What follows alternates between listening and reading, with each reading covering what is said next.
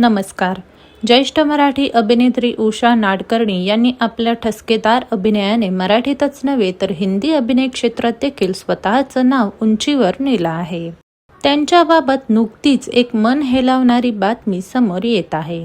गेल्या 39 वर्षांपासून मुंबईमध्ये एकट्या राहणाऱ्या उषा नाडकर्णी यांनी आपल्या पती आणि मुलाबद्दल धक्कादायक खुलासा करत म्हटलं आहे की, माझा मुलगा मला आजही आई मानत नाही.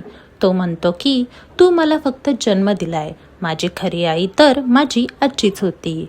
त्या काळात नाटकांच्या प्रयोगामुळे माझ्या मुलाचा सांभाळ माझ्या आईनेच केला. कामाच्या व्यापाने मुलाला पुरेसा वेळ न देऊ शकल्यामुळे मुलाच्या मनात ही भावना राहिली आहे. माझ्या नवऱ्यामध्ये आणि माझ्यामध्ये मतभेद झाले आणि आम्ही वेगळे झालो. मला आता एकटं राहण्याची सवय झाली आहे. भीती वाटत नाही.